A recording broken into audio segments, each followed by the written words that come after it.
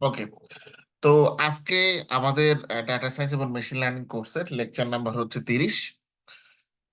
গত ক্লাসে আমরা থিওরিটিক্যাল যে আলোচনাটা শুরু করেছিলাম মেশিন লার্নিং অ্যালগোরিদমের, তখন আমাদের আলোচনা শেষ একদম লাস্টে আমরা বলেছিলাম যে এই আমরা এইখান থেকে হচ্ছে সুপারভাইজ মেশিন লার্নিং প্রবলেমটাকে আমরা দুইটা দৃষ্টিকোণ থেকে দেখতে পারি, একটা হচ্ছে রিগ্রেশন আর একটা হচ্ছে ক্লাসিফিকেশন। তো প্রথমে আগে ক্লাসিফিকেশনের সিম্পল একটা ক্লাসিফিকেশন এক্সাম্পল আলোচনা করব, যেন আপনাদের বুঝতে সুবিধা হয়। তো আমাদেরকে তো ডেটা সেট দেওয়া থাকবে, এটা গতকালকে এবং আরো আগেও বলেছি যে ডেটা সায়েন্স মেশিন লার্নিং নিয়ে কাজ করতে হলে আমাদের ডেটা লাগবে। তো ডেটাটা আমাদেরকে দেওয়া থাকে, এটা একটা প্লাস পয়েন্ট। তো ডেটাতে যখন দেওয়া থাকে তখন তারা আসলে সরাসরি বলে দিবে না যে আপনাকে যে হ্যাঁ এক্স্যাক্টলি এই ডাটা ইউজ করে আপনাকে কাজ করতে হবে। তো এটা হচ্ছে যে ডেটাটা দিয়ে দেওয়ার সিচুয়েশন, অনেক সিচুয়েশনে ডেটা দেওয়া থাকে না, তখন কি করবেন? তো এরকম সিচুয়েশনে আমরা একবার পড়েছিলাম, যখন আমাদেরকে আহ একটা রিসার্চ সেন্টার থেকে মূলত তারা যোগাযোগ করেছিল। তো তারা মূলত রিসার্চ সেন্টার বলতে তারা মূলত এসেনশিয়াল একটা স্টার্ট আপ আমি বলতে পারি, কোম্পানি। তো তাদের সমস্যা মূলত ছিল যেটা সে তারা আহ হৃদরোগ, হ্যাঁ কার্ডিয়াক অ্যারেস্ট যেটাকে মেডিকেল সায়েন্সের ভাষায় বলা হয়, ওইটা নিয়ে তারা কাজ করে।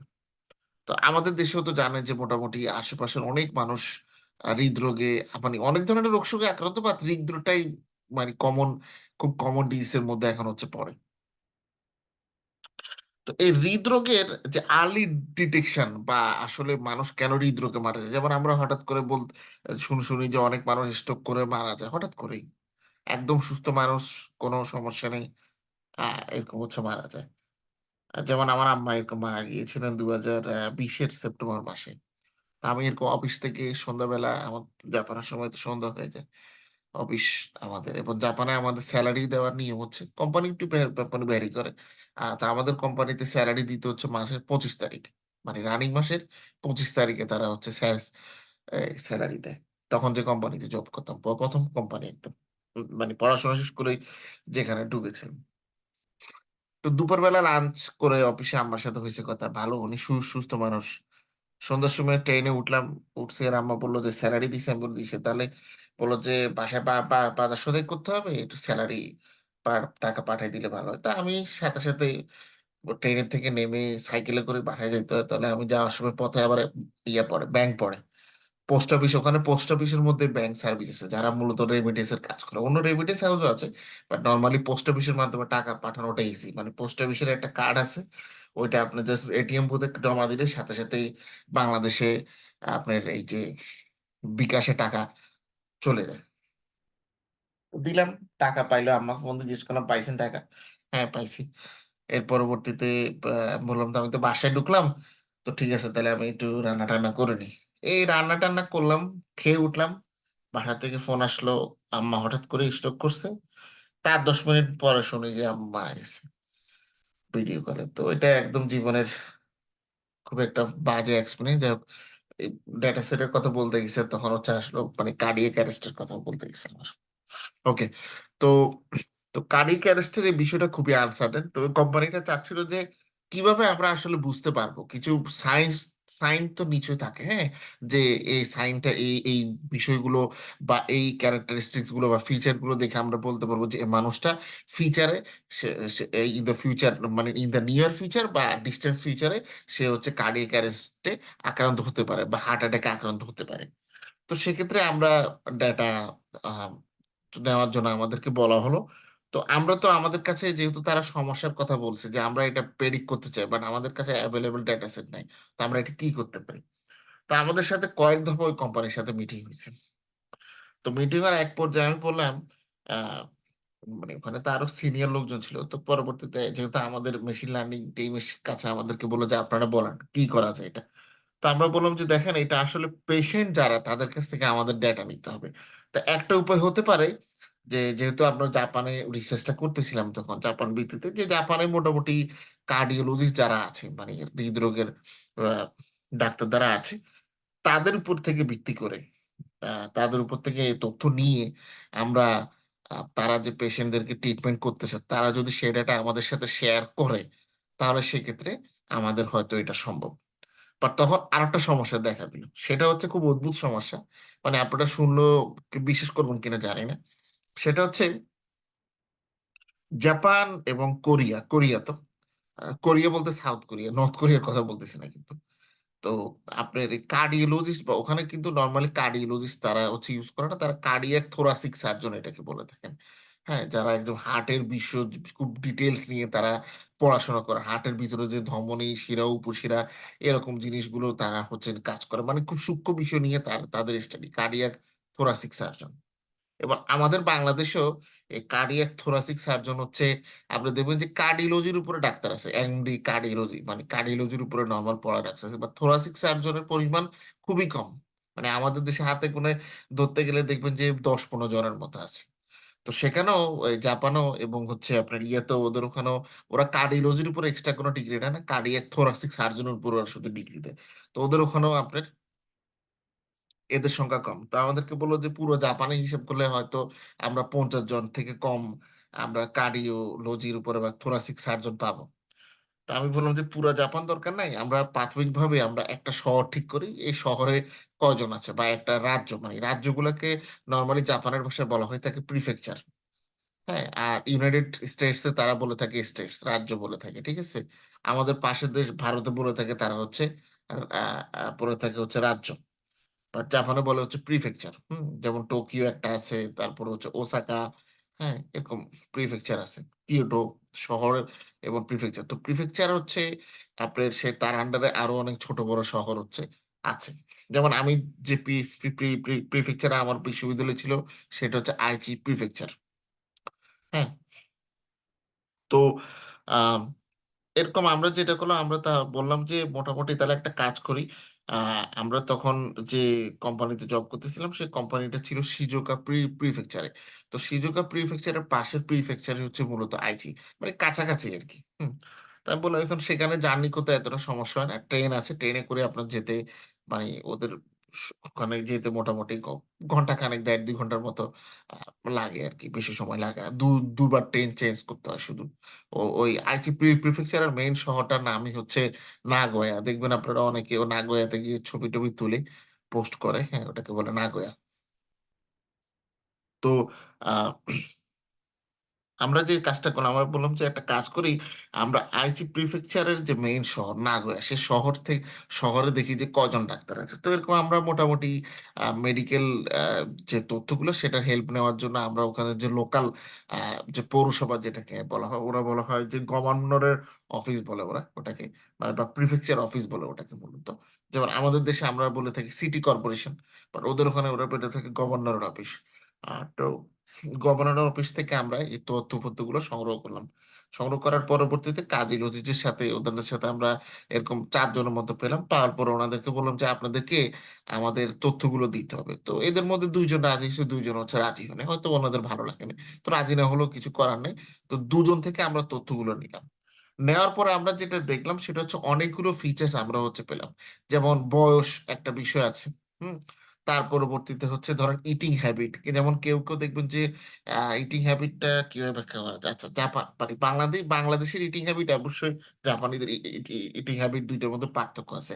বাট ভারী ফুড বা জাঙ্ক ফুড যেগুলোকে বলে যেমন ওই যে আপনার McDonald's এর জিনিসগুলো, তারপর পিজ্জা হাট, হ্যাঁ? ডোমিনোস পিজ্জা বা এরকম জিনিসগুলো এগুলো তো হচ্ছে জাঙ্ক ফুডের মধ্যে পড়ে বা বেশি পরিমাণে সফট ড্রিংকস। আচ্ছা, সফট ড্রিংকস এর কথা বলতে মানে আসার একটা মূল কারণ আছে। সফট ড্রিংকস এর কথা বলছে। সফট ড্রিংকস এর আ মানে মোটামুটি ওয়ার্লড এ তো অনেকগুলো দেশে যাওয়া পড়ছে, হ্যাঁ? যতগুলো গেতেই আল্লাহ মোটামুটি নিছে। আ যতগুলো দেশে এ পর্যন্ত দেখেছি, সেটা হচ্ছে সফট ড্রিংকস কিন্তু এই দেশগুলোতে তেমন একটা সেল হয় না। যেমন আমি জাপানে দেখেছি, মালয়েশিয়াতে দেখেছি, আপনার চীন, তারপর রাশিয়া, আ আ তারপরে হচ্ছে লন্ডন, হ্যাঁ? এই দেশগুলোতে সফট ড্রিংকস আমার মনে হয় আমাদের উপমহাদেশ বা ভারতীয় উপমহাদেশে আসলে বেশি চলে। এই দেশগুলোতে সফট ড্রিংকস দেখলাম মানে নরমালি বাইরের এসব দেশে তো মদের একটা এক্সট্রা সেকশন তো থাকেই, সেটা তো জানেনই। কারণ এসব দেশে হচ্ছে আপ আপনার প্রাপ্তবয়স্ক হলে একটা সার্টেন এজ এর পরে হলে আপনি নিজে দোকান থেকে কিনে খেতে পারবেন। মদ বা মদ জাতীয় যে বিয়ার বা ওয়াইন অন্য এসব পানীয়গুলো আছে। তো সেগুলোর একটা সেকশন থাকে প্রতিটা সুপারমার্কেটে। আ এবং অদ্ভুত ব্যাপার হচ্ছে, মদও মানুষ কিনতেছে বা খাওয়ার যে পানি যেটা মিনারেল ওয়াটার যেটা আমরা বলি সেটাও আছে। কিন্তু ওই ইয়েগুলো যেখানে মানে আপনার সফট ড্রিঙ্কস গুলো একেবারেই কোনাতে, মানে লাস্টে যেখানে নর্মালি কেউ যায় না সেই জায়গাতে হচ্ছে রাখা। এটা দেখে দেখে আমি খুব অদ্ভুত হয়েছি। এবং মোটামুটি বেশ কয়েকদিন যখন জাপানে প্রথম গিয়েছিলাম, মানে বেশ কয়েকদিন আমি মার্কেটে গিয়ে, যেহেতু এই শপিং মলটা বাসার পাশেই ছিল, তো মোটামুটি প্রতিদিন বিকাল বেলা ক্লাসটা শেষ করে এসে ওখান থেকেই মানে জিনিসপত্র কিনতাম, তাজা কিনে মানে ফ্রেশ কিনে খাওয়ার একটা মজা আর কি। তো যখনই যেতাম আমি ওই ওই সাইডটাতে যেতাম, যে দেখতাম যে এখানে কোনো পরিবর্তন হয়েছে কিনা, যে কোনো কেস লোকজন নিলে তো ওগুলো কেসে কেসে সেল করে, সেল হচ্ছে কিনা। কিন্তু 1 বছর পর্যন্ত দেখছি, আমার মনে হয় ওরা সফট ড্রিঙ্কস তেমন একটা কিনে না। আর আমার এক জাপানি ক্লাসমেটকে জিজ্ঞেস করলাম যে তোমাদের এখানে সফট ড্রিঙ্কস কি এতটা চলে না? বললো আমরা নর্মালি আসলে যদি পানি খেতে হয় আমরা পানি খাই। আর পানির বিকল্প কি খাবো? বলে পানির বিকল্প আমরা খাই হচ্ছে বিয়ার।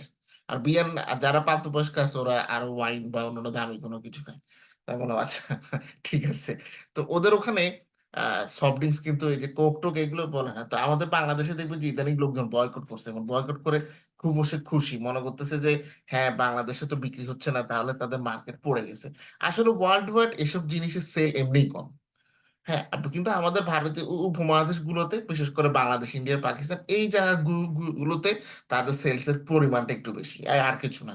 বাইরের দেশের লোকজন এতটা সফট ড্রিঙ্কস খায় না, যদিও সেখানে আছে, বাট এখানে হচ্ছে খায় না। এবং জাপানের কিছু আবার নিজস্ব সফট ড্রিঙ্কস আছে, সেটাও কিন্তু এতটা চলে না। তবে জাপানে বিয়ার প্রচুর তারা উৎপাদন করে, এবং জাপানিরা প্রচুর বিয়ার খায়, সেটা আপনারা জানেন। এটা খাওয়ার একটা কারণও আছে, কারণ মিনারেল ওয়াটার আপনি যদি কিনেন, সেখানে 150 ইয়েন পড়বে হচ্ছে আপনার আপনার 2 লিটারের একটা মিনারেল ওয়াটার, মোটামুটি ভালো ব্র্যান্ডের। আর সেই জায়গায় আপনি 100 ইয়েনের মধ্যে হচ্ছে বিয়ার কিনতে পারবেন, 500 ml এর। ঠিক আছে। তো লোকজন কি কিনবে? অবভিয়াসলি সে বিয়ার কিনবে। জাপানে আবার ওই মদ বা এই জাতীয় জিনিসগুলোর প্রাইস খুবই কম, ইভেন আপনার এই ইউরোপের চাইতে কম। বরং সেই তুলনায় ইউরোতে মদ কিংবা অন্যান্য জিনিস, এই যে বিয়ার অথবা এই জিনিসগুলোর দাম বেশি। হ্যাঁ, তার মানে এই না যে লোকজন বিদেশে আসলে মদ খাবে না, কারণ বলতেছে তা না। বাট এই জিনিসগুলোর হচ্ছে দাম কম। এই কারণে জাপানিরা যে কোনো অনুষ্ঠানে নর্মালি হচ্ছে মদ তাদের হচ্ছে থাকেই। বিশেষ করে এদের অনুষ্ঠানগুলোতে গেলে আমাদের অফিসের এ সমস্যা হতো। আমরা 2-3 জন ছিলাম যারা খেতাম না, তো ওদের খুব সমস্যা হতো। পানিও থাকতো না। দেখা গেছে যে ইয়ে হতো, মানে ফ্রাই বা অন্য জিনিসপত্র থাকতো, ওটা খেয়ে পরে বাসায় এসে পানি খাওয়া লাগতো, বা বের হয়ে ওই যে ভেন্ডিং মেশিন আছে ওখান থেকে, যাই হোক, ওটা আলাদা কাহিনী। তো এখন আমরা যে কাজটা করলাম, ডেটা সেট পাওয়ার পরে কাজ হলো, তাহলে এখানে ডিপেন্ডেন্ট কাকে ধরবো, ইন্ডিপেন্ডেন্ট কাকে ধরবো, এটা একটা বড় প্রবলেম। এটা ক্লাসিফিকেশনের ক্ষেত্রে বড় প্রবলেম, রিগ্রেশনের ক্ষেত্রে বড় প্রবলেম। তাহলে এখন আসেন আমরা একটা এক্সেল শিট বাইর করি, ঠিক আছে? এক্সেল শিট বের করে এরকম ফিচার গুলো লিখি, যে কি কি ফিচার হতে পারে। একটা ব্রেন স্টর্মিং ওয়ার্ক হয়ে যায়, তাহলে জিনিসটা ভালো হবে। মুখে তো অনেক বললাম।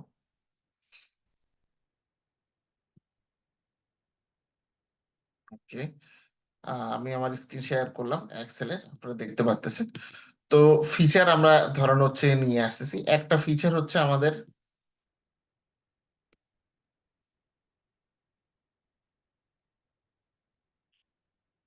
এজ, একটা ফিচার। তার পরবর্তীতে ধরেন হচ্ছে এজ যখন আমরা লিখবো, তখন মূলত এটা এজ না হয় এজ গ্রুপের মধ্যে হবে, এক্সাক্ট এজ না, এজের আমরা গ্রুপ করে দিব। ঠিক আছে, এজ গ্রুপ। যেমন এটা হতে পারে 20 থেকে 25, 25 থেকে 30, 30 থেকে 35, 35 থেকে 40, 40 থেকে 45, 45 থেকে 50, 50 থেকে 55, 55 থেকে 60, 60 থেকে 65, 65 থেকে 70, 70 থেকে 75, 75 থেকে 80, এর উপরেও হতে পারে। হুম, আচ্ছা। এজ গ্রুপের সাথে সাথে আরেকটা জিনিস চলে আসে কমন, সেটা হচ্ছে ব্লাড গ্রুপ। আপনার রক্তের গ্রুপ কি? ওকে, গেল। তার পরবর্তীতে হচ্ছে অনেক মানুষ তাদের রেস, মানে জাতির উপর ভিত্তি করেও কিন্তু অনেক মানুষ কিন্তু হার্ট অ্যাটাকে বেশি আক্রান্ত হয়। যেমন জাপানে যখন হচ্ছে আমি আহ, এত বছর থাকার পরে জাপানে যেটা দেখছি, এবং জাপানের ম্যাক্সিমাম ডাক্তার কার্ডিওলজির সাথে কথা বলে, যে জাপানিদের মাঝে হার্টের রোগটা খুব কম হয়। ওদের ওখানে সবচেয়ে বেশি মানুষ আক্রান্ত হয়, বা সবচেয়ে বেশি মানুষ যে রোগে মারা যায়, সেটা ওদের ডাক্তারদের মতে সেটা হচ্ছে ক্যান্সার। জাপানিদের নানা ধরনের হচ্ছে ক্যান্সার হয় এবং ক্যান্সারে মারা যায়। ক্যান্সারের কথা বলতে এক শিক্ষকের কথা মনে আসছে। আমাদের ভার্সিটির একজন শিক্ষক ছিলেন, তো উনি ইকোনমেট্রিক্স কোর্স নিতেন। আমি জাপানে যখন স্টাডি করতাম তখনকার সময় কথা বলতেছি। তো উনি আমাদেরকে বাড়ি কাজ দিল এরকম। আজকে তো রবিবার, তো উনি আমাদেরকে শুক্রবারে ওনার ক্লাস ছিল। আর শুক্রবারে উনি বাড়ি কাজ দিল, বললো যে সোমবারে আবার ক্লাস আছে, আমি সোমবারে ক্লাসে চেক করব, তোমাদের বাড়ি কাজটা সাবমিট করলে আমি তোমাদের ওয়ার্ক নিয়ে ফিডব্যাক দিব। তো আমরা যথারীতি বাড়ি কাজ করলাম, but in the mean time উনি শনিবারে উনি মারা গেছে। এটা সোমবারে যখন ভার্সিটিতে গেলাম, ওনার ক্লাস ছিল, তো উনি আসলো না। পরে আমার সুপারভাইজার হচ্ছে আমাকে কল দিছে ফোনে, বললো যে তুমি আসো রুমে, কোথায় আছো? আমি বললো স্যার ভার্সিটিতে আছি ক্লাসে। বললো যে ক্লাস হবে না, তুমি আমাকে রুমে আসো। তো আমি গেলাম, স্যার এসে বললো যে স্যার কি হলো? বললো যে উনি তো সেন্সে, তো উনি মারা গিয়েছেন শনিবারে, তো ওনাকে রোববারেই দাফন টাফনের কাজ হয়ে গেছে ওনার, মানে যেভাবে তারা শেষকৃত্য করে। তো উনি ক্লাসে নিতে পারেন। বলে স্যার ও তো সুস্থ মানুষ ছিল, ক্লাস টাস নিছে। যে আমাদের বলে হ্যাঁ সুস্থ দেখাতো, বাট উনি ক্যান্সারের লাস্ট স্টেজের পেশেন্ট হচ্ছে ছিল। ওনার কেমোথেরাপি দেওয়া লাগছে এবং উনি অন মেডিকেশনে ছিল। ওনার অনেক রকম হেলথ কমপ্লিকেশনও ছিল তার মধ্যে। তো শুক্রবারে উনি ক্লাস নিয়ে বাসায় গেল। বাসায় যাওয়ার পরে ঠিকঠাক মতো ছিল, শনিবারে সকালবেলায় হঠাৎ করে উনি মারা গেছে। এই হচ্ছে অবস্থা, একটা মানুষ ক্যান্সারে আক্রান্ত লাইফে লাস্ট লাস্ট স্টেজে, সে মানুষটা ক্লাস নিচ্ছে আমাদের এবং আমরা বুঝতে পারিনি। মানে জাপানিজদের ডেডিকেশন কোন লেভেলে হলে মানুষ এরকম হতে পারে। আমরা তো নর্মালি হচ্ছে সর্দি কাশি জ্বর হলেই আমরা কি বলে স্কুল কলেজে বা যে মানে জব টবে হচ্ছে যায় না, যে ছুটি এখন থাক। আরো ক্যান্সার নিয়ে হচ্ছে ক্লাস করেছে, তাহলে বুঝেন কি অবস্থা, তাও লাস্ট স্টেজ। যাই হোক, ওকে। তো এজ গ্রুপ একটা হতে পারে, ব্লাড গ্রুপ একটা হতে পারে, আর কি হতে পারে? আর আমরা চিন্তা করে দেখলাম যে এজ গ্রুপ, ব্লাড গ্রুপ এছাড়া তার হতে পারে যে ব্লাড প্রেশার। ব্লাড প্রেশার হতে পারে, কারণ অনেক সময় হৃদরোগের সাথে কিন্তু তার ব্লাড প্রেশারের কিন্তু সম্পর্ক থাকে, বিশেষ করে যাদের উচ্চ রক্তচাপ থাকে, আমরা যেটাকে বাংলায় বলি বা ইংরেজিতে বলে হাই ব্লাড প্রেশার, তাদের সাধারণত হচ্ছে কি হার্টের রোগে আক্রান্ত হওয়ার সম্ভাবনা বেশি থাকে। ওকে। তো age group, blood group, blood pressure আমরা হচ্ছে এটা নিলাম। এরপরে আসেন আসেন আর একটু চিন্তা করা যাক আর কোনটা হতে পারে।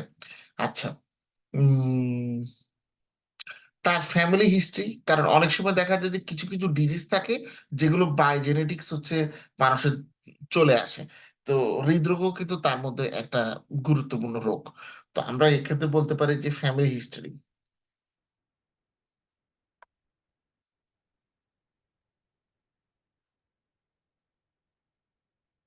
আচ্ছা, age group, blood group, blood pressure, family history, এটার সংখ্যা কম। এত কম ফিচার নিলে হবে না, আরো ফিচার লাগবে। ওকে, একটু চিন্তা করি আমরা, দেখেন।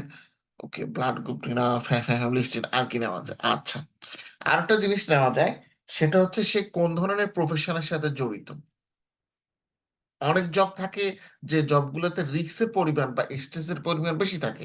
যেমন কেউ যদি ধরেন হচ্ছে সরকারি গুরুত্বপূর্ণ কোনো কাজ করে, হ্যাঁ, যেমন সিক্রেট কোনো এজেন্সির সাথে যদি যুক্ত থাকে, তখন তার কিন্তু কাজের অনেকটা চাপ থাকে, যেটা সে বাইরে সবার কাছে কিন্তু প্রকাশ করতে পারে না।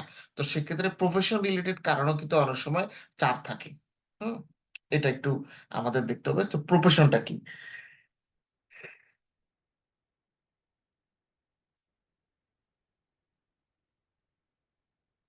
তার পরবর্তীতে আরেকটা আমরা ফ্যাক্টর যেটা ওখানে দিয়েছিলাম, সেটা হচ্ছে ইনকাম লেভেল। আয়ের উপর ভিত্তি করে অনেকের আসলে এই জিনিসটা নির্ভর করে। এমন না যে যে যাদের আয় বেশি তাদের হার্টের অসুখ নেই, বাট ইনকাম লেভেলের উপর হার্টের অসুখ নির্ভর করে। বিশেষ করে মানে আমরা যদি বাংলাদেশের পার্সপেক্টিভে দেখি, দেখবেন যে আমাদের দেশে আপনার মধ্যবিত্ত শ্রেণী যারা আছে, সে মধ্যবিত্ত শ্রেণীর কিন্তু টেনশনের পরিমাণ বেশি, চিন্তাটা বেশি, স্ট্রেস বা চাপ বেশি। তো স্ট্রেস বা চাপ কেন বেশি? কারণ আমাদের ইনকাম বা আয়ের যে সোর্সটা আছে সেটা লিমিটেড। আর ধনী যারা আছে তাদের ক্ষেত্রে হচ্ছে তাদের আয়ের বহুবিধ উৎস থাকে, এবং তার মধ্যে কিছু উৎস থাকে লিগ্যাল, কিছু থাকে হচ্ছে ইলিগাল। বাট মধ্যবিত্তের ক্ষেত্রে এমন হচ্ছে অবস্থা, সম্মান হচ্ছে সবচেয়ে বড় সম্ভব মধ্যবিত্তের। সো মধ্যবিত্ত ইলিগাল ওয়েতে যেতে চাইলেও সে যেতে পারে না, তার ভিতরে আত্মসম্মান বোধ, এটা মধ্যবিত্তের বেশি। বাট উচ্চবিত্ত আর নিম্নবিত্ত যারা আছে তারা কিন্তু বেশরম হতে পারে। এই এই জিনিসটা খেয়াল রাখবেন লাইফে, এটা একটা লাইফ টিচিং। উচ্চবিত্ত এবং নিম্নবিত্ত শ্রেণী যারা আছে ওরা একদম নিচে নামতে পারে, খুব নিচে, ওদের স্বার্থের জন্য। দুইটা শ্রেণী। বাট মাঝখান দিয়ে যে শ্রেণী যেটা কিছু করতে পারে না, কিছু বলতে পারে না, মানে সইতেও পারে না, বলতেও পারে না, হ্যাঁ, সেটা হচ্ছে মধ্যবিত্ত।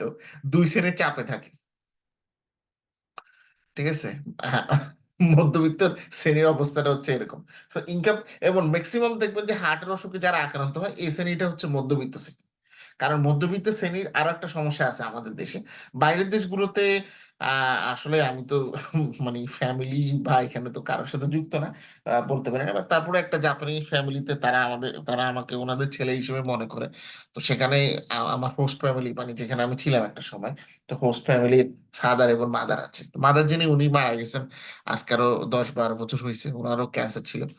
তো ফাদার যিনি, উনি এখনো বেঁচে আছে। তো ওখানে ওনারা বলতো, এবং এবং এই ফ্যামিলিটা খুব রিচ ফ্যামিলি। তারা মানে ওদের বাসাতে আমি যে ছিলাম, ওদের বাসাতে জাপানে ওদের যে এলাকাতে ওনারা থাকতো সে এলাকার সবচেয়ে বড় বাসা, মানে আর মানে ট্র্যাডিশনাল জাপানিজ ভাষা, এবং অনেক বড়। ওনারা দুজন আর ওনাদের কুকুর দুটো। বাট বাসাতে রুম ছিল হচ্ছে 10টা, বেডরুমই 10টা, তাহলে বুঝেন কত বড়। যে ছেলে মেয়ে ছিল বড়, এখন সবাই বিয়ে শাদী করে যে যার মতো সব জায়গাতে চলে গেছে। তা আমি যখন প্রথম জাপানে যাই, তখন সেখানে ওদের সাথে কয়েকদিন হচ্ছে হোম স্টেতে ছিলাম, 2 সপ্তাহের মতো। তো উনি আবার ওই ওই ফ্যামিলির যে মানে মানে হোস্ট ফ্যামিলি বলে আর কি, তো হোস্ট ফ্যামিলির যে ফাদার, উনি আবার 90, 91 না 92-তে বাংলাদেশে আসছিল।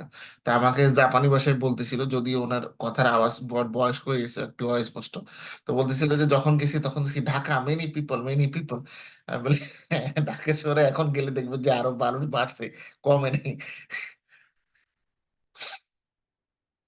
তো এই হচ্ছে অবস্থা। তো উনি এখনো হচ্ছে বেঁচে আছে। উনি এখন আর ওই বাসাতে হচ্ছে থাকেন না, ইয়ে মারা যাওয়ার পরে হোস্ট ফ্যামিলির মানে মাদার মারা যাওয়ার পরে এখন উনি হচ্ছে গ্রামে চলে গেছে, জাপানের গ্রামে ওনার বাবার বাড়ি গেছে, সেখানে থাকে। ওখানে ওনার জায়গা জমি আছে, ওইগুলোতে চাষবাস করে টোরে চলতেছে। আমার সাথে মাঝে মধ্যে কথা হয়, ফোন টোন দেয় উনি। মাঝে মধ্যে কথাবার্তা হয়, ফোন দেয়, এই আর কি। আচ্ছা। তো age group, blood group, blood pressure, আপনার ফ্যামিলি হিস্ট্রি, প্রফেশন, আর ইনকাম লেভেল। আচ্ছা, ইনকাম লেভেলে বাংলাদেশের কথা বলতে গিয়ে জাপানের কথাটা আসলো। বাংলাদেশের আরো একটা ইন্টারেস্টিং পয়েন্ট আছে ইনকাম লেভেলে, সেটা হচ্ছে সামাজিকতা রক্ষা। হুম। দেখবেন যে সামাজিকতা রক্ষায় মধ্যবিত্তরা সবচেয়ে এগিয়ে থাকে বাংলাদেশে। এবং এই সামাজিকতা রক্ষার যে দাবিটা, এই রক্ষার দাবিতে অনেক সময় নিজের স্বার্থের অতিরিক্ত স্বার্থ, মানে স্বার্থের নিজের যে ক্ষমতা আছে তার অতিরিক্ত কাজ সে করতে চায়, এবং করতে গিয়ে সে ধার দেনায় ঋণগ্রস্ত হয়ে পড়ে। আর যদি কোনো মতে আপনি বাংলাদেশে একটা মধ্যবিত্ত ফ্যামিলির বড় ছেলে হন, বা পরিবারের মোটামুটি ধরেন বাবার পরে আপনার উপরে দায় দায়িত্ব আসবে সব, এরকম যদি পদাসীন হন, হ্যাঁ, তাহলে মোটামুটি কাম শেষ বাংলাদেশ, এটাকে আমরা বলতে পারি। আমাদের এক শিক্ষক ছিল ঢাকা ইউনিভার্সিটিতে, উনি বলতো যে কাম শেষ বাংলাদেশ।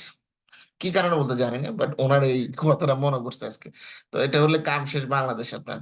কারণ এই তখন হচ্ছে আপনার উপরে এমন দায়িত্ব আসবে, সেটা দায়িত্ব, যে কোনো দায়িত্ব যখন আপনি পালন করতে যাবেন। কালকে আমাকে একটা ছেলে নক দিয়েছিল, তার জব হয়েছে, কুষ্টিয়ার ইসলামিক বিশ্ববিদ্যালয় থেকে পাশ করছে।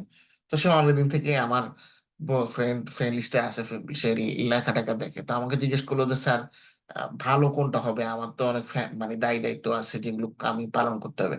তো আমি তাকে একটা কথাই বলছি যে খেয়াল রাখবা, যে কোনো দায়ী দায়িত্ব লাইফে আপনারা খেয়াল রাখবেন, জীবনে যে কোনো দায়ী দায়িত্ব যদি পালন করতে চান, যে কোনো দায়িত্ব, হ্যাঁ, সে দায়িত্বের সাথে খেয়াল রাখবেন অর্থের বিষয়টি জড়িত। সেটা মা বাবার প্রতি দায়িত্ব হোক, নিজের সংসারের প্রতি দায়িত্ব হোক, আত্মীয় স্বজন, পাড়া প্রতিবেশী কিংবা সমাজের প্রতি দায়িত্ব হোক, ওই দায়িত্ব পালন করতে হলেও আপনার আর্থিকভাবে সামর্থ্য থাকতে হবে।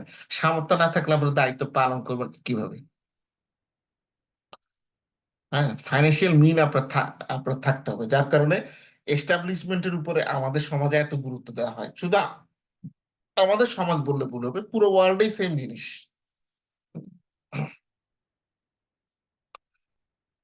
আচ্ছা, যাই হোক, পড়ার পাকে আসলে অনেক কথাবার্তা বলতেছে। আমি জানি না আপনারা কি মনে করতেছেন, হয়তো মনে করতেছেন এই বেটা তো ক্লাসের সময় পার করতেছে উল্টা পাল্টা কথা বলে, দুঃখিত, হ্যাঁ। কি ওমর, বেশি উলট পালট কথা হয়ে যাচ্ছে নাকি আজকে? স্যার না স্যার, ভালো লাগতেছে স্যার। কিছু বাস্তব কথা, দার্শনিক কথা আমাদের না বলে না না যদি না স্যার, বুঝতে, দুঃখিত। না স্যার, ওইটা কোনো ফ্যাক্ট না স্যার। ওইটা তো আমরাও নর্মালি বলি স্যার, আমরা অনেক সময়। আমি স্যার ওই যে একটু বলিনি, সেটা হচ্ছে আমি জি, আমি তো ময়মনসিং এ প্রায় 2012 সাল থেকে, জি, 2012 সালে 3 জানুয়ারি আমার ইউনিভার্সিটি লাইফ শুরু হয়েছে। আহ 16ই মার্চ আমার গ্রাজুয়েশন শেষ, দেন জুন 2018-এ আমার মাস্টার্স শেষ আর কি। বুঝছি। তারপর তো মানে কিছুদিন লম্বা জব করেছি। সময় ছিলেন মোটামুটি। জি স্যার, তারপর কিছুদিন জব করছি, জব দেন আবার এখন পিএইচডি করতেছি। তার মানে আমার মোর দেন 12 ইয়ার্স আমি ময়মনসিং এ আর কি। ময়মনসিংহে আছেন। তো আমি ওই যে আমার স্যার, আমার মানে স্টাডি লাইফে আন্ডার গ্রেডে প্রায় প্রায় আমি টানা 8 বছর টিউশনি পড়াইছি গোটা জি। ময়মনসিং এ। তো আমার অনেক স্টুডেন্ট দেখা যায় যে ইউনিভার্সিটি থেকে পাশ করে ফেলছে অলরেডি। রুয়েটে ছিল, তারপর আরো অনেক ইউনিভার্সিটিতে ছিল, ওরা অনেকে বের হয়ে গেছে আর কম্পিউটার আমি সায়েন্সে প্লাস আমি হচ্ছে টিউশন, আমি টিউশন টিউশন আসলে করাতাম না, ওটা ভুল ভুল হবে। দুজনকে পড়াইছিলাম অ্যাডমিশন টেস্টের জন্য 2 বছর। বাট তারপরে আর আসলে টিউশন পড়াতে তেমন একটা ভালো লাগে না আমার কাছে। কারণ স্টুডেন্টদের মধ্যে ইরেগুলারিটি কিছু লক্ষ্য করা গেছে, যাদের পড়াইছি ওগুলো এতটা ভালো ছিল জি না, জি যদিও স্যার। চান্স পাইছে একদম লাস্টের দিকে। মানে কাটায় করে না যে মোটামুটি কানের গোড়া দিয়ে পাশ, ওরকম পাশ করে গেছে আর কি। জি স্যার। যার কারণে আমি আর এরপরে আর আসলে ইয়ে করিনি। তা আমি আউটসোর্সিং এর কাজ করতাম। আউটসোর্সিং বলতে মানে হচ্ছে যে এক লোক ছিল, এক বড় ভাইয়ের সাথে পরিচয় হয়েছিল সামহাও দোকানে একদিন চা খেতে। তো উনি বললো যে আমি তো এরকম বাইরের দেশের বিশ্ববিদ্যালয়গুলো অ্যাসাইনমেন্ট নিয়ে কাজ করি, তোমার আহ, তো তো আমি তোমাকে একটা রিপোর্টের কাজ দিব, যদি এটা ভালো হয় তাহলে তোমাকে আমি প্রতি মাসে এরকম 4-5টা করে কাজ দিব, এবং এটা দিয়ে তোমার মোটামুটি হাত খরচ চলে যাবে। তো ওনার কথা অনুযায়ী উনি একদিন এটা দিল আমাকে, আমি কাজ করে দিলাম, উনি মোটামুটি আমার কাজে সন্তুষ্ট হলো। এবং এই কাজটা আমি টানা 12 বছর করছি। জি স্যার, এটা তো স্যার অনেক ভালো স্যার। কারণ আমি হচ্ছে বিদেশে মাস্টার্স করতে আসছি, এর উনি আমাকে মানে ইয়ে, কি বলে, ছাড়েনি। উনি তারপরে আমাকে মাঝে মধ্যে কাজ দিতেন। আমি বলতাম যে ভাই এখন বাইরে পড়াশোনা করতেছি, নিজেরই পড়াশোনার চাপ, আপনার কাজ করা সম্ভব না। আর করোনার সময় তো প্রচুর কাজের মেল পাঠাইছে আমাকে। তখন তো মানুষজন ঘরে বসেছিল আর মনে করছে যে ফ্রি আছে, আমি বলছি আমি এখন কোম্পানিতে জব করি, আমার দ্বারা এখন আর সম্ভব না। 9টা 5টা চাকরি করার পরে, আর জাপানি কোম্পানিতে 9টা 5টা মানে আপনি সকাল বাইরে বাসা থেকে 6টা, রাত্রে ঢুকতে ঢুকতে রাত 9টা। আলটিমেটলি আর কিছু থাকে না শরীরে। তো সেটা নিয়ে এনার্জি করার খরচের কোনো লাভ নাই। তো পরে আর উনি আর আমার সাথে আর মনে হয় রাগ করছে ওই কথাতে। তো ভাই, যাই হোক, আউটসোর্সিং এর কাজ কি করছিলাম, টাইপের কাজ মোটামুটি ছিল স্যার একটু এটা? ভালো ইনকাম হতো। 8-9 হাজার 10 হাজার টাকার মতো মোটামুটি পাওয়া যেত, হাত খরচটা চলতো আর জি স্যার। কি। তো স্যার ওই যে আমি যেটা বলতেছিলাম, মানে আমি তো টিউশনে করাইতাম। দেখা জি, যাচ্ছে যে আমার ভার্সিটিতে ক্লাস শুরু হইতো 8টা থেকে, বাট আমি বিকাল 4টা 4:30টার দিকে ল্যাব ল্যাব ওয়ার্ক প্লাস অন্যান্য কাজগুলো থাকতো আমাদের, যেহেতু টেকনিক্যাল একটু ল্যাব ওয়ার্ক জি, বেশি থাকতো আর সেটাই। কি। তো দেখা যায় যে আমি ওই সকালে বের হইতাম, টিউশনি করে আসতাম হচ্ছে যে রাত 11টার দিকে। 10টা 11টা কমন প্রতিদিনই হয়তো এরকম। হ্যাঁ, টিউশনি করলে আসলে ভালো ফল মেনটেন করাটা খুব কষ্টকর হয়ে যায়। তো এটা ওই খুব সময় ভালো। স্যার ওই যে ওই স্টুডেন্টদের পড়াইতে গিয়ে দেখা যায় যে ওই তাদের সাথে এরকম গল্প করে পড়াইতে হইতো আর কি, বিভিন্ন ভাবে তাদেরকে মানে মোটিভেট করে। ওই স্টেজে তো স্যার দেখা যায় যে অনেকেই পড়াশোনা, আর এখন হচ্ছে যে ওই সৃজনশীল সিস্টেমটা আসার পরে ছাত্রদের পড়াশোনার যে ইন্টেনশনের জায়গাটা, এটা অনেকটা কমে গেছে। ইয়ে নাই তো, এখন তো আর ধরেন ওরকম এখন বিশ্লেষণ তো কেউ নাই করতে হয় স্যার। না। আমাদের সময় আমার মনে আছে, আমার 9-10-এর বইগুলো আমার কাছে এখনো আছে, ইন্টারমিডিয়েটের, যেভাবে প্রতিটা লাইন লাইন পাতায় পাতায় আমরা পড়তাম। আদ্য জি পাদ্য। স্যার। এরা তো এখন এটা কিছুই পড়ে না। এখন স্যার কিছুই পড়ে না, এখন ওরা কোনো মানে নট এ সিঙ্গেল এখন ওয়ার্ড তারা টেক্সটই পড়ে পড়ে না। না, এখন জাস্ট হচ্ছে শর্টকাট গাইড বই কিনে, আর অনলাইনে কিছু তো লোকজন আছে উল্টা পাল্টা ক্লাস করায়, শর্টকাট শিখায়। ঠিক আছে। আমি এরকমও শুনছি, আমি যখন এই যে ভার্সিটিতে ক্লাস নিতাম দেখলাম যে ইংরেজি লেখছে, ইংরেজিতে আপনার গ্রামার নাই, ইংরেজি সেন্টেন্স লিখে ফেলছে, মানে ইয়া নাই, ভার্ব নাই। তো ওরা ডেকে আনলাম, ডেকে আনি বললাম যে এখন তোমার যে খাতার এই অবস্থা, তোমার একটা সেন্টেন্সও তুমি ভার্ব ঠিক করে নাই, তোমার আমি কি মার্ক দিব?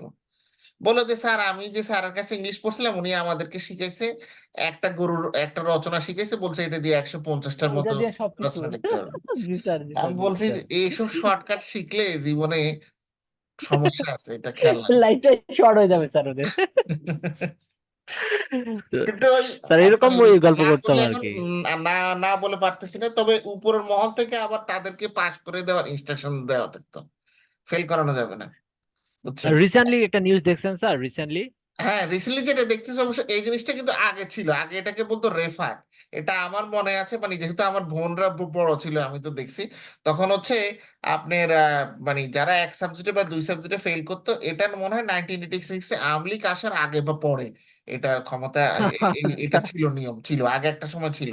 মানে তারা সাময়িকভাবে তারা হচ্ছে ইন্টারমিডিয়েট ভর্তি হতে পারবে, এবং পরবর্তীতে তাদেরকে ইন্টারমিডিয়েট ফার্স্ট ইয়ারের মধ্যে এটার পরীক্ষা দিয়ে পাশ করতে হবে, না হলে তাদেরকে আবার ক্লাস 10-এ আবার ভর্তি হয়ে এটা শেষ করতে হবে, শেষ করে তারপর আসতে হবে। মানে তখন এই নিয়মটা ছিল। But বুঝতে পারছি, এখন তো তখনকার এটা বাট কোয়ালিটি মেনটেন বাট হয় না। বাট বাট তখনকার নিয়ম এখনকার এই আজকে এত যুগ পরে আবার ফিরিয়ে আনার তো কোনো দরকার নাই আসলে। না এখন হচ্ছে যে স্যার ওনারা তো, আমরা সবাই জানি এখানে দেখা যাচ্ছে যে আমাদের শিক্ষা পদ্ধতিটাকে এই যে আমি মানে মানে নন পলিটিক্যালি বলতেছি, মানে একেবারে নিউট্রাল ওয়েতে বলতেছি, সেটা হচ্ছে যে এই যে আমরা যে দেখতেছি, মানে আমি আমার এসএসসি হচ্ছে 2008-এ, আর ইন্টার হচ্ছে আমার স্যার 2010-এ।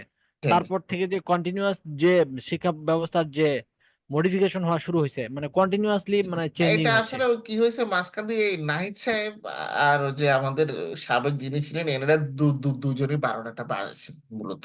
বাট বর্তমানে মহিবুল হাসান যিনি আছেন উনি কিন্তু নতুন কিছুই এখনো হাত দেন না, উনি কিন্তু শিক্ষা ব্যবস্থা, কারণ উনি যথেষ্ট মানে আমার মানে আমি যেটা মনে করি উনি যথেষ্ট শিক্ষিত এবং ওনার যথেষ্ট জ্ঞান বুদ্ধি আছে। উনি মানে ওদের মতো উল্টাপাল্টা কিছু করবেন না, ওরা দুজনেই ছিল মানে একটু উলট পালট টাইপের ছিল।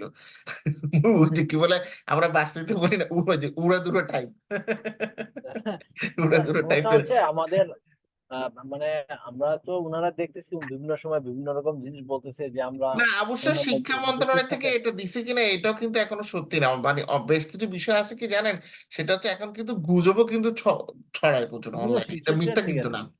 এটা কিন্তু সত্য, অনেকে কিন্তু গুজবও ছড়ায়। আমরা আমরা দেখবো না ওই যে শিক্ষকদেরকে ট্রেনিং দেওয়া হচ্ছে, সেখানেও দেখা গেছে যে ট্রেনিং এভাবে দেয় কেন ওভাবে দেয় কেন। আমরা আসলে ওই বেশ কিছু বিষয় নিয়ে জাজমেন্টাল হয়ে যায়। তা আমার মনে হয় তথ্যগুলো সম্পূর্ণ না জেনে মানে কোনো বিষয় কমেন্ট না করাটা কিন্তু ভালো। তো এটার একটা এই জিনিসটার একটা এক্সাম্পল দিয়েছিল একদিন ক্লাসে, মনে আছে আমার এমবির ক্লাসে, আমাদের যে এমবি প্রোগ্রামের হেড ছিল ডক্টর রাজমান ওনার। তো উনি আমাকে বলেছিল, বলে আহাদ দেখো, মানে উনি আবার আমার এমবিএর থিসিসের সুপারভাইজারও ছিল। তো তো একদিন মানে আমি ওনার অফিসে গেলাম, তো চা, উনি তখন চা খাচ্ছিল, তো আমাকে বললো চা খাবা। পরে চা উনি দিল একটা, তো উনি বললো যে দেখো, এই চায়ের কাপটা যখন হচ্ছে ভর্তি থাকে সেখানে কিন্তু আর নতুন করে পানি ঢালা যায় না। সো মানুষের ব্রেনে হচ্ছে সেরকম, তোমার ব্রেনের মধ্যে যদি নতুন ইনফরমেশন নেওয়ার তথ্য থাকে তাহলে আমরা নতুন ইনফরমেশন দিতে পারবো, কিন্তু তুমি যদি আগেই কোনো একটা টপিক বা কোনো একটা বিষয় নিয়ে প্রথমেই পূর্বে থেকেই তুমি তোমার নিজের মতো করে ধারণা জন্মিয়ে রাখো, হ্যাঁ, সামহাও তখন কিন্তু বুঝতে আর এই জিনিসটাকে পরিবর্তন করা সম্ভব না। এবং শাস্ত্র উনি আমাকে একটা কথা বলছে, মানে আমি যখন বাংলাদেশে ব্যাক করি, বাট উনি উনি আসলে চাইছিল যে আমি মালয়েশিয়ায় থাকি, আমি যেটা বুঝতে পারছি আর কি। তো উনি আমাকে ওটা ইশারা ইঙ্গিতে বুঝাতে চাইছে আর কি, এমনি ডাইরেক্ট বলে বলো যে আমার তোমার মতো লোকের আমার এখানে দরকার। ঠিক আছে। তো এখন বললো, তো আমি বললাম যে না, আমি তো আসলে দেশে যাব, আমার তখন দেশপ্রেম খুব জোরে সোরে কাজ করতেছিল আমার মধ্যে, হ্যাঁ। তো আমি বললাম "না, দেশে যে দেশের আমি উন্নয়নে আমি কাজ ভাগিদার হবো, কাজ কাম করবো।" ঠিক আছে। তো বললো যে you can not change the mindset of the people.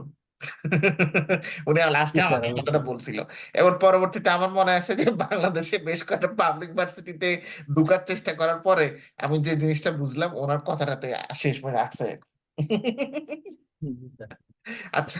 সবই ঠিক, সবই ঠিক আছে স্যার, মানে আমি শর্টলি বলেছি তাহলে যে আমাদের যে এখনকার যে শিক্ষা ব্যবস্থা, এই শিক্ষা ব্যবস্থা এখনকার কোনো ছেলেবেলে কোনো পড়াশোনা করে না, এটা একটা প্রবলেম। আর আরেকটা এখনকার প্রবলেম। আসলে একটা জিনিস কি দেখেন, এখনকার শিক্ষা ব্যবস্থা নিয়ে এখনকার জেনারেশন নিজেরাই ভালো করে তাদের আসলে নিজেরাই চেষ্টা, যেটা মানে নিজস্ব চেষ্টা, হ্যাঁ, চেষ্টা কিন্তু নাই।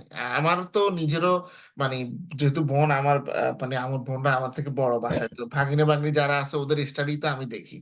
তো তো এ- এরা আসলে এখনকার জেনারেশনের মধ্যে কোনো একটা জিনিস কাজ করে, সব জিনিস শর্টকাটে শেষ করা, শর্টকাট হুম, ওয়েতে। জি স্যার। হ্যাঁ, দ্রুত দ্রুত, ফাস্ট কোনো ওয়ে নাই, ঠিক আছে। তো আমি তো ধরেন হচ্ছে মামা মানুষ, আমি যখন বলি যে এভাবে কষ্ট করে সব জিনিস ইয়ে করতে হয়, বলে আরে মামা ধুর, ওটা পুরোনো আমলের জিনিস, নিউ জেনারেশন ফাস্ট কিছু বলো ফাস্ট। আমি বলি ফাস্ট, শর্টকাটের কোনো ফাস্ট ওয়ে নাই, যারা মানে আমরা fast way- ব্যাকডেটেড স্যার, আমরা ব্যাকডেটেড। ঠিক আছে। শর্টকাট শর্টকাট যদি ফার্স্ট ওয়েতে যদি সাকসেস নেওয়া যেত, তাহলে আর এই যে আইনস্টাইন নিউটনের গল্প আমরা পড়তাম না। তখন আমরা অন্য কারো, তখন আমরা হিরো আলম, হ্যাঁ, তারপর হচ্ছে রাফসানের ছোট জি স্যার। ভাই, এদের কাহিনী আমরা পাঠ্যপুস্তকে পড়তাম। জি স্যার। আচ্ছা, আমরা ইয়েতে আসি, আলোচনায় আসি। Sir, Okay. Okay sir. তো এজ গ্রুপ, ব্লাড প্রেশার, আচ্ছা, family history, profession, income level, এই জিনিসগুলো আসলো। তারপরে ইনকাম লেভেল ছাড়া আর কি আসতে পারে? ইনকাম লেভেল ছাড়া একটা মানুষের আহ, যে জিনিসটা আসতে পারে, যে তার কোনো প্রকার ঋণ আছে কিনা, লোন। তো লোনটা হবে ইয়েস অর নো, আছে অথবা নাই। হ্যাঁ। আহ তার পরবর্তীতে হচ্ছে তার ফ্যামিলি আছে কিনা, বা ফ্যামিলি স্ট্যাটাস না দিয়ে মোটামুটি আমরা তার রিলেশনশিপ স্ট্যাটাস এটা আমরা বলতে পারি। মানে কেউ থাকতে পারে সিঙ্গেল, কেউ থাকতে পারে বিবাহিত, কেউ থাকতে পারেন সিঙ্গেল ফাদার বা সিঙ্গেল মাদার, কেউ থাকতে পারেন হচ্ছে ধরেন উইডো থাকতে পারে এখানে। তো অনেক ধরনের স্ট্যাটাস থাকতে পারে, হ্যাঁ। আবার কারোটা হতে পারে কমপ্লিকেটেড, হ্যাঁ, যেমন ফেসবুকে অনেকে দেখবেন দিয়ে রাখে কমপ্লিকেটেড। এরকম কি জিনিস দিবেন না, কমপ্লিকেটেড দিলে লোকজন মনে করে কি যে আপনার কোনো আসলে ধীর স্থিরতা নাই, আপনি যাকে তাকে ভালোবাসেন বা পছন্দ করেন, এই কারণে জিনিস কমপ্লিকেটেড। অনেকে এটা না বুঝে দিয়ে রাখে, আমি দেখি অনেকে ফেসবুক স্ট্যাটাস, ঠিক আছে। এই জিনিস গুণা করে দিবেন না, এটা বাজে জিনিস, অন্তত আমাদের দেশের কালচারে এটা খাটে না। Okay. Age group, blood pressure, family history, relationship status. আচ্ছা, আর কি দেওয়া যায় আমরা আর একটু চিন্তা করি। তো ওকে। ফুড হ্যাবিট দেওয়া যেতে পারে স্যার। ফুড হ্যাবিট দেওয়া যেতে পারে, ভালো কথা বলছেন, ফুড হ্যাবিট আমরা হচ্ছে দিলাম। আর কি দেওয়া যায়? এনভায়রনমেন্ট স্যার, মানে এনভায়রনমেন্ট। পলিউশনের যে বিষয়, পলিউশন, এনভায়রনমেন্টাল পলিউশন বা সাউন্ডের ইম্প্যাক্ট। না, এটা একটু বেশি হয়ে যায় না, মানে আমাদের হচ্ছে একটা ভ্যারিয়েবল লাগবে, একটা আচ্ছা, ফিচার বুঝতে লাগবে, পারছি। Single feature. ফুড হ্যাবিট, বুঝতে হ্যাঁ, পারছি। একটা সিঙ্গেল ফিচার হতে পারে, আমরা তার মধ্যে ধরেন কোড করে, এক নাম্বার হচ্ছে ধরেন লাইট ফুড সে খাইতে পছন্দ করে, দুই ধরেন জাঙ্ক ফুড খেতে পছন্দ করে, তিন নাম্বার বললাম যে হাই কোলেস্টেরল বা রিচ ফুড খেতে সে বেশি পছন্দ করে। এটা এভাবে ভাগ করে দেওয়া যেতে পারে। আচ্ছা। সোশ্যাল স্ট্যাটাস বলেন, আর বাকিরা যারা আছেন একটু ব্রেনস্টর্ম করেন, দেখেন, যেহেতু এটা প্র্যাকটিক্যাল একটা কাজ।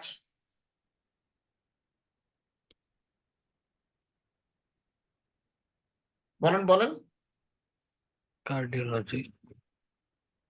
আহ আমরা যে কাজটা করতেছি, আমি আবারও বলতেছি, এটা হচ্ছে যে একজন মানুষ, সে হৃদরোগে আক্রান্ত হওয়ার যে সম্ভাবনা, এটা আমরা বের করতে চাই, সে কি হৃদরোগে আক্রান্ত হবে কি হবে না, মানে এক ধরনের ক্লাসিফিকেশন প্রবলেম। তো এটার জন্য আমরা ফিচার গুলো নিজেরা মাইন্ড করতেছি, মানে চিন্তা করে ব্রেনস্টর্ম করে। বলেন কি কি হতে পারে দেখি একটু।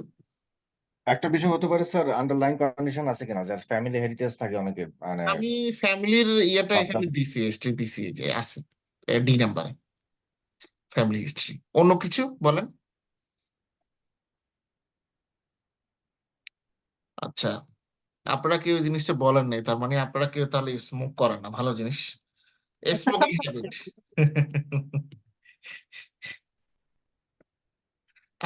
আপনারা কিন্তু কেউ এই কথাটা বলেন নাই, তাহলে আমি ধরে নিচ্ছি আমাদের ক্লাসে যারা আছেন, ইনক্লুডিং মি, সবাই অধূমপায়ী। জি স্যার, আমরা সবাই অদম পাই, আমি অদম পাই স্যার, আমি বাকিদের আচ্ছা, কথা জানি না স্যার। ওকে, ধন্যবাদ।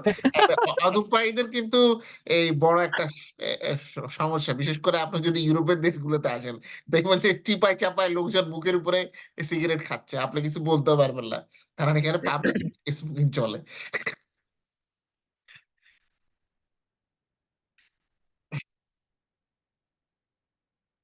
হুম। আর ধূমপান নিয়ে একটা মজার ইয়ে আছে, কাহিনী আছে। আসলে কাহিনী বললে গেলে সময় নষ্ট হয়েছে, যাই হোক, আমার প্রিভিয়াস কোম্পানিতে, মানে আমি প্রথম যে কোম্পানিতে জব করতাম সেখানে স্বাভাবিক, কোম্পানি যেহেতু ছেলে মেয়ে সবাই জব করে, তো আমার দুজন মহিলা কলিগ ছিল। তো একদিন লাঞ্চ করে আসার সময় দেখলাম যে আমাদের মানে ইয়েতে মানে কোম্পানিতে সিগারেট খাওয়ার জন্য ওদের একটা আলাদা প্লেস দেওয়া আছে, মানে কোম্পানির লাঞ্চের জায়গাটা থেকে আর একটু দূরে ওখানে প্লেস দেওয়া আছে যে ধূমপান স্মোকিং এর জন্য। ওটা হচ্ছে সিলেক্টেড প্লেস, কারো যদি ধূমপান করতে হয় সেখানে গিয়ে ধূমপান করবে। তো লাঞ্চ করে বের হলাম, আমি আর আমার ইন্ডিয়ান এক কলিগ ছিল সাথে।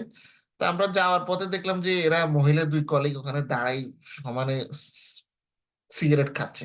তো ওরা জয়েন করছে আমাদের সাথে একসাথে এক সপ্তাহ আগে। তো ওদেরকে পরে অফিস ব্রেকের সময় যখন দেখা হলো একসাথে বাসে করে, কোম্পানির বাসে করে নিয়ে আমাদের স্টেশনে নামিয়ে দেয়। তো বাসে ওঠার পরে জিজ্ঞেস করলাম এই স্মোকিং দেখি করতেছে, এক সপ্তাহ হলো মাত্র জবে। বলে খুব প্রেশার চাকরিতে, স্ট্রেস স্ট্রেস। মানে জাপানিজ তো, সে বুঝাইতেছে জাপানি ভাষায় খুব চাপে আছি, খুব চাপে আছি, এই কারণে চাপে পড়ে স্মোকিং করতেছে। অদ্ভুত কারণ দেখাইছে।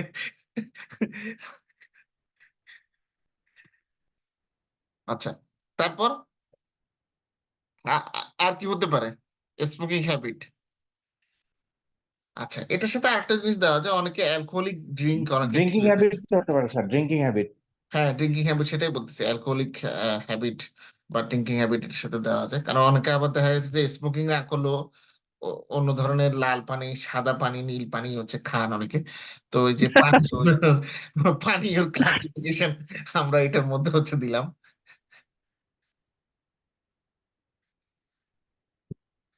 দেখি জিমিন বলেন, বাকি দুজন তো বললো, দেখি আপনি আহ, বলেন, পার্টিসিপেট করেন। No pressure. Sleeping sleeping time জি বা এগুলো নিয়ে করতে জি। পারে? ঘুমের ইস্যু নিয়ে কি কোনো দেওয়া যায়? কি কি দেওয়া যায়? Sleep sleep sleep cycle sleep. নিয়ে। আপনি কি একটু চ্যাট বক্সে লিখবেন কষ্ট করে, আপনার কথাগুলো অস্পষ্ট আসছে, সরি। স্লিপ সাইকেল, ওকে, হ্যাঁ স্লিপ সাইকেল দেওয়া যেতে পারে। অনেকের হচ্ছে রাত্রে ভালো করে ঘুম হয় না, এটা অবশ্য এখন সবার মোটামুটি মোরলেস। ফেসবুক এবং ইউটিউব, আবার সাথে ওই যে কি একটা যুক্ত হচ্ছে না, ইনস্টাগ্রাম না ইনস্টা রিল। হ্যাঁ, এখন লোকজন sleep maximum apnoea sir, sleep apnoea যেটা স্যার। তো এখন লোকজন হচ্ছে ম্যাক্সিমামই হচ্ছে রাত্রে ঠিকঠাক করে ঘুমায় না।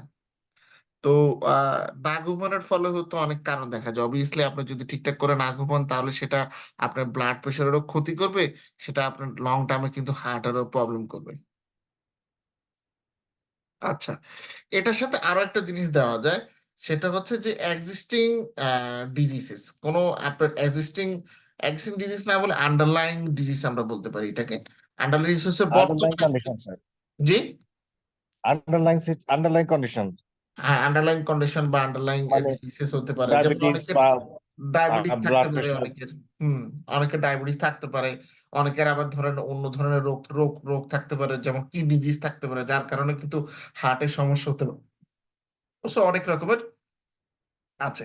তাহলে এই যে ভ্যারিয়েবল গুলো হলো, আলটিমেটলি এই ভ্যারিয়েবল গুলো সবাই কিন্তু হচ্ছে আমাদের ইনপুট ফিচার্স। মানে এগুলোর উপর ভিত্তি করে আমরা আউটপুট বের করব। আউটপুটটা কি? সেটা হচ্ছে যে আমাদের যে পেশেন্ট, সে তার কার্ডিয়াক অ্যারেস্টের পসিবিলিটি কতটুকু। ঠিক আছে? তো এটা আমরা মূলত ইয়েস অথবা নোতে দিব, যে তার আগামীতে তার কার্ডিয়াক অ্যারেস্ট হতে পারে, হবে কি হবে না। ঠিক আছে, তাহলে কার্ডিয়াক অ্যারেস্টকে আমরা এভাবে দিব এখানে, যেটা হচ্ছে আমাদের output variable, yes or no. এখন দেখেন, আমরা যে আউটপুট ভ্যারিয়েবলটার কথা বলতেছি এটার উত্তর আসবে ইয়েস অথবা নোতে। তার মানে সংখ্যাতে কিন্তু এখানে উত্তর আসতেছে না, উত্তরটা আসতেছে কিন্তু একটা অক্ষরে। তো এই ধরনের অক্ষর সিচুয়েশন যখন আসে, তখন আমরা এটাকে বলতেছি এটা হচ্ছে ক্লাসিফিকেশন প্রবলেম। বাট এটাকে যদি আমি উল্টো দিক থেকে দেখি একটু, যে আহ ধরেন আমরা এখান থেকে এজ গ্রুপটা নিলাম, তারপরে হচ্ছে ব্লাড গ্রুপটা নিলাম, হ্যাঁ, তারপরে হচ্ছে ধরেন ব্লাড প্রেশার নিলাম, এরপর হচ্ছে ফ্যামিলি হিস্ট্রি হচ্ছে নিলাম, তারপর প্রফেশন নিলাম। ওকে, এবং ইনকাম লেভেলটা থাক। আচ্ছা, এগুলো নেওয়ার পরে আমাদেরকে বলতে হবে যে ধরেন নেওয়ার পরবর্তীতে আমরা যদি বলি যে আহ আচ্ছা, এটা তো প্রথমটা হচ্ছে ক্লাসিফিকেশন।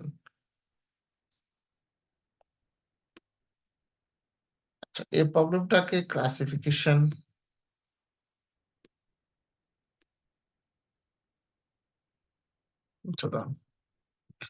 ইনসার্ট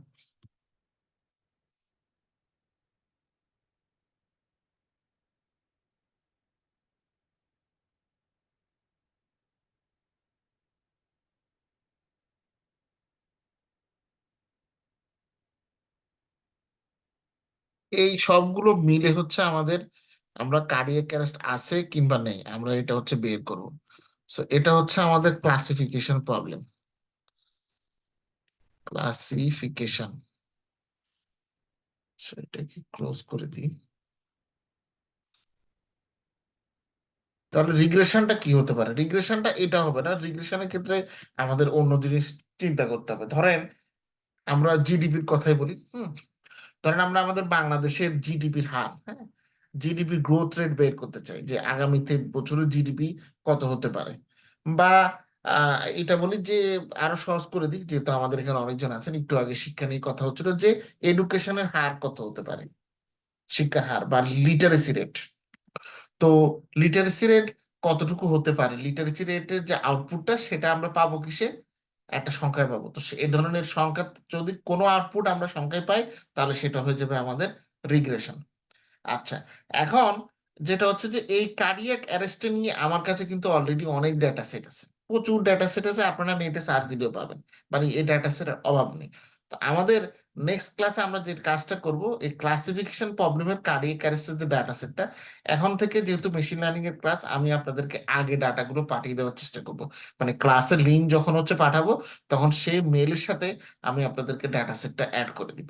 আপনাদের কাজটা থাকবে এই যে ডাটা সেটটা আছে, এই ডাটা সেটটা আপনারা জাস্ট দেখে রাখবেন, মানে একটু খেয়াল রাখবেন যে হ্যাঁ আমরা ক্লাসে কিভাবে প্র্যাকটিস করেছিলাম আর রিয়েল ডাটা সেটটা দেখতে হচ্ছে কেমন। দেখবেন যে কিছুটা পার্থক্য আছে, মানে 19-20 পার্থক্য থাকবে, একেবারে এক্সাক্ট তো হবে না। বাট ওই জিনিসটা খেয়াল রাখবেন যে এটা কি ক্লাসিফিকেশন প্রবলেম না রিগ্রেশনের প্রবলেম। ক্লাসিফিকেশন হলে এটার মধ্যে যে অ্যানালাইসিস গুলো আমরা করব সেটা একটু ভিন্নধর্মী হবে আপনার রিগ্রেশন অ্যানালাইসিসের মধ্য থেকে, কারণ রিগ্রেশনের থেকেও আমরা আসলে কোয়ান্টিটেটিভ অ্যাসপেক্ট নিয়ে কাজ করি, তার কারণে রিগ্রেশনের আউটপুট হচ্ছে একটা রকম। আর ক্লাসিফিকেশনের ক্ষেত্রে আমরা যেহেতু কোয়ালিটেটিভ আউটপুট নিয়ে কাজ করি, বা যেখানে সংখ্যাত্মক না, অক্ষর শব্দ বাক্য ইত্যাদি নিয়ে কাজ করা হয়, যার কারণে এখানে হচ্ছে এই জিনিসটা আছে। তো এই জিনিসগুলো হচ্ছে আপনারা খেয়াল রাখবেন।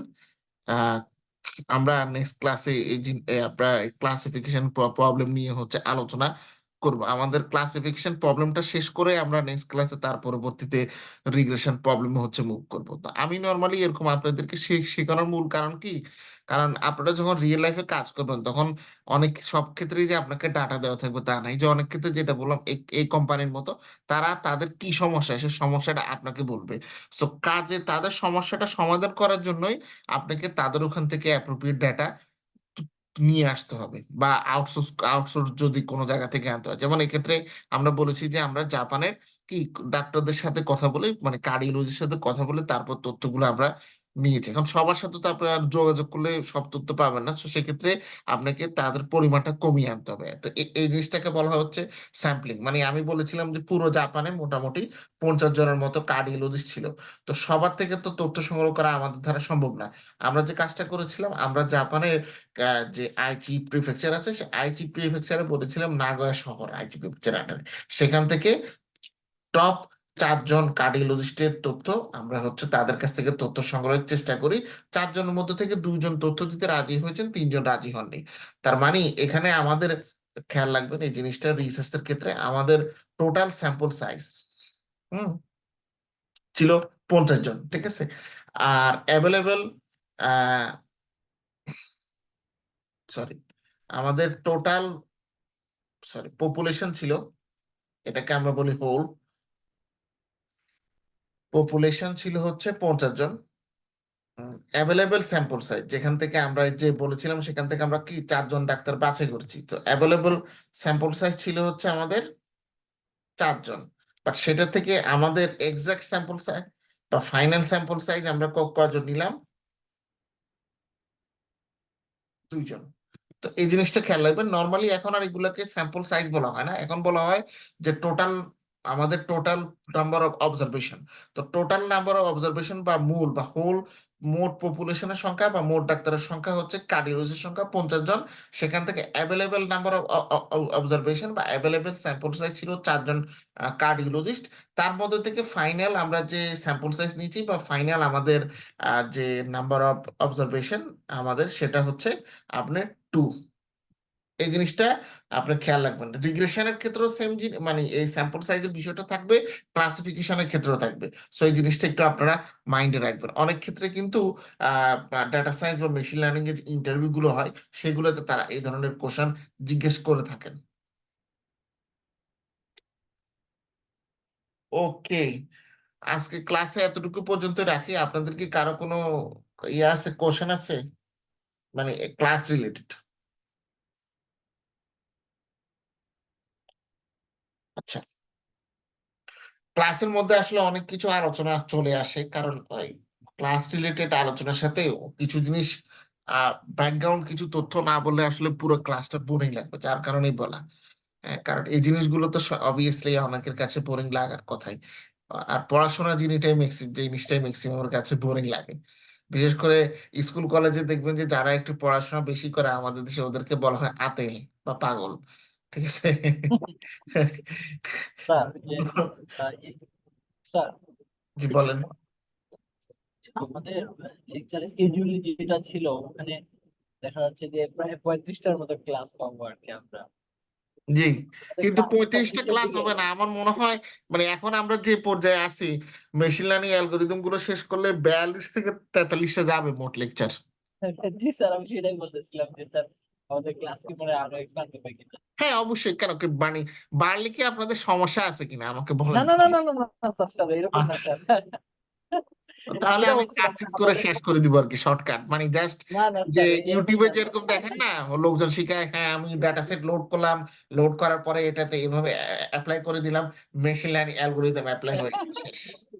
না স্যার, আমি মানে বললাম কেন স্যার, আমি ভাবলাম কি আমাদের ক্লাস বলে খুব দ্রুত শেষ হয়ে যাচ্ছে, এইটার জন্য বললাম না না না, দ্রুত শেষ হলে তো স্যার দেখেন, আমি যদি মানে মানে ফ্র্যাঙ্কলি স্পিকিং, যেহেতু আপনারা সবাই তো নয়, আপনারা 3 জন আছেন, আমি চাইলে ক্লাসটা তাড়াতাড়ি শেষ করলে আপনাদের জন্য যেমন ভালো আমার জন্য ভালো, ফাইন্যান্সিয়াল যদি গেইন আমি বিবেচনা করি, কারণ শেষ হলে আমি তাহলে একটা নতুন ব্যাচ খুলতে পারবো অবভিয়াসলি, কেমন না?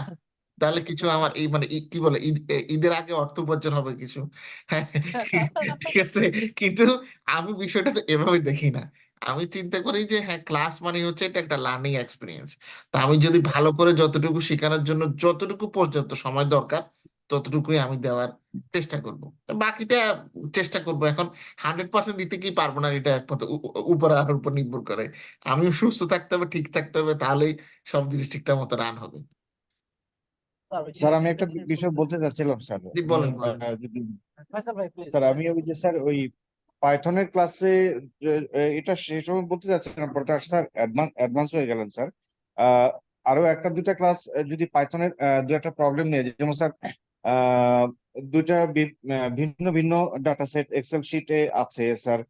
সে জি দুটো সেট থেকে আমরা ওই জুপিটারে যখন কাজ করেছিলাম, জি ধরেন জয়েন করা, তারপর সেখান থেকে এক্সট্রাক্ট করা স্যার, তারপর আউটপুট বের করা।